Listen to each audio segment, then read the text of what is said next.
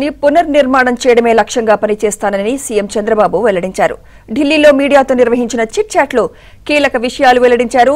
5 ఏళ్ల వైసీపీ పాలన వల్ల సరిదిద్దలేని స్థాయిలో నష్టం జరిగిందని ఆవేదన వ్యక్తం చేశారు. ప్రజలు ఎన్డీఏ కూటమికి అధికారం ఇచ్చారని అందరూ కలిసి రాష్ట్రాన్ని బాగు చేస్తామన్నారు. దక్షిణాదిలో ఏ రాష్ట్రానికి లేనన్ని గొప్ప వనరులు ఆంధ్రప్రదేశ్కు ఉన్నాయన్నారు. కృష్ణా గోదావరి నదుల మధ్య ఏపీ అంతా అనుసంధానం అయి ఉందన్నారు. గోదావరి నుంచి 300 టీఎంసీల నీరు సముద్రం పాలవుతోందని, ఆ నీటిని వినియోగించుకుంటే రాష్ట్రంలో అద్భుతాలు సృష్టించవచ్చన్నారు.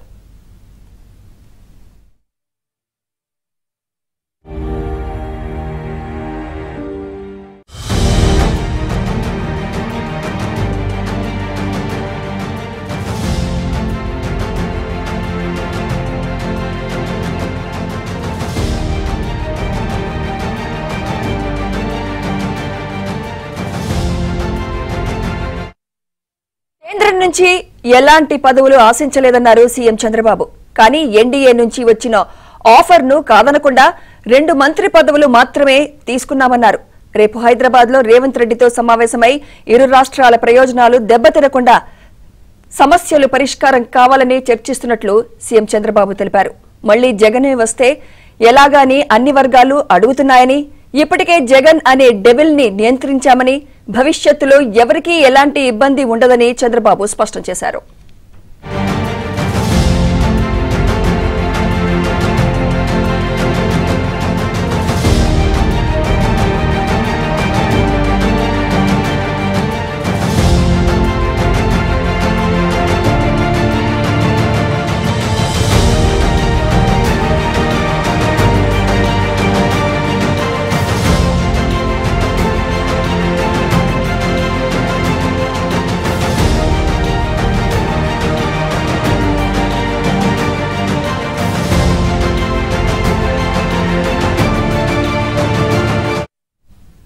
ఇదే అంశంపై మరింత సమాచారం మా ఢిల్లీ బ్యూరో చీఫ్ కృష్ణ అందిస్తారు. కృష్ణ, సుమిత్ర 2 రోజుల పర్యటన ముగిసింది. AP CM Chandrababu నాయుడుది.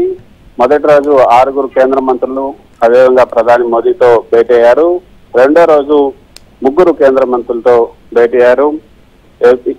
ఏదైతే ఆర్థిక శాఖ మంత్రి నిర్మలా సీతారామన్, కేంద్ర ఆరోగ్య శాఖ మంత్రి జేపీ నడ్డా, రక్షణ శాఖ మంత్రి రాజ్నాథ్ సింగ్, ఈ 3తో కూడా ఈ రోజు సమావేశమయ్యారు.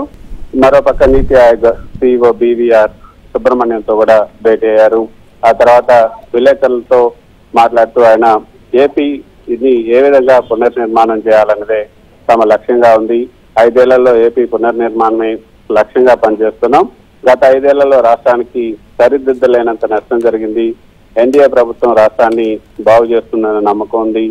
ఆంధ్రాని గ్లోబల్ లీడర్ గా తయారు చేయడమే మా లక్ష్యం అని కూడా ఆయన స్పష్టం చేశారు. అంతేకాకుండా దక్షిణాదిలో ఏ రాష్ట్రానికి లేనన్ని గొప్ప వనరులు ఉన్నాయి ఏపీకి. కృష్ణా గోదావరి నదులు కూడా రాష్ట్రం గుండా ప్రవహిస్తున్నాయి. ఒక గోదావరి నది నుంచే 3000 టీఎంసీల నీరు సముద్రం పాలవుతుంది. ఆ నీటిని వినియోగించుకుంటే మొత్తం దక్షిణాది మొత్తానికి కూడా నీటిని ఇవ్వచ్చు అని కూడా ఆయన చెప్పారు. కేంద్రం నుంచి ఎలాంటి పదవులు కూడా ఆశించడం లేదు. ఓన్లీ రాష్ట్ర ప్రభుత్వం రాష్ట్రాన్ని రీబిల్డ్ చేయడం వరకే, పునర్నిర్మాణం కోసమే మేము కేంద్రంని కోరుతున్నాము. ఆ మేరకే కేంద్రాన్ని సాయం చేయాలని కూడా కోరుతూ ఉన్నాం. పదవుల కోసం మాత్రం డిమాండ్ చేయట్లేదు. వాజ్పేయి హయాంలో కూడా 7 మంత్రి పదవులు ఇస్తామన్నా కూడా తీసుకోలేదు. ఎన్డీఏతో సత్సంబంధాలు కొనసాగించడానికే మేము స్పీకర్ పదవిని మాత్రమే తీసుకున్నాము. ఇప్పుడు డిప్యూటీ స్పీకర్ పదవి కూడా అడగలేదు. వాళ్ళు ఇస్తామని కూడా చెప్పలేదని కూడా చెప్పారు. తమకు ఇచ్చినటువంటి మంత్రి పదవుల పట్ల సంతోషంగా ఉన్నామని చెప్తూ, జగన్ 5 ఏళ్ల పాలన వల్ల అమరావతి ప్రాముఖ్యత తగ్గింది. అమరావతికి తిరిగి పునర్వైభవం తీసుకొచ్చేలాగా పనిచేయాల్సినటువంటి అవసరం ఉంది. 5 ఏళ్లలో ప్రభుత్వ పరంగా కావాల్సినటువంటి మౌలిక వసతుల నిర్మాణాన్ని పూర్తి చేయడం, దశల వారీగా ఇప్పుడు ఉన్నటువంటి నిర్మాణాలన్నింటిని కూడా పూర్తి చేయాలన్న లక్ష్యంతో ముందుకెళ్తున్నాం. రాబోయే 5 ఏళ్లలో శాశ్వత అసెంబ్లీ, సచివాలయం, హైకోర్టు భవనాలు, ఏవైతే ఐకాన్ బిల్డింగ్స్ ఉన్నాయో ఆ ఐకాన్ బిల్డింగ్స్ అన్నిటిని కూడా త్వరలో పూర్తి చేస్తామని చెప్పారు. రాష్ట్రంలో నైపుణ్య గణన చేపడుతూ ఉన్నాం. కేబినెట్ కూడా దానికి ఆమోదం తెలిపింది. మానవ వనరులను మూలధన వనరులుగా మార్చి సంపద సృష్టించాలని నిర్ణయించుకున్నాం. అమరావతి నిర్మాణం అనేది నిరంతర ప్రక్రియ. సో రేపు రేవంత్ తో జరగబోయే సమావేశంలో కూడా ఇరు రాష్ట్రాలకు ప్రాధాన్యత ఇస్తూ సమస్యలను పరిష్కరించుకోవాలన్నదే మా లక్ష్యం. అంతేకాకుండా ఏపీలో ఏదైతే జగన్మోహన్ రెడ్డి ఉన్నారో రేపు మళ్ళీ అధికారం మారితే జగన్మోహన్ రెడ్డి ఉంటే తమ పెట్టుబడులకు నష్టం జరుగుతుందన్న ఒక ప్రచారం జరుగుతుంది. అందుకు ఇన్వెస్టర్స్ పెట్టుబడిదారులు ఏమీ ఆందోళన చెందాల్సినటువంటి అవసరం లేదు. ఏపీలో బేసిక్గా పెట్టుబడులు పెట్టుకోవచ్చు.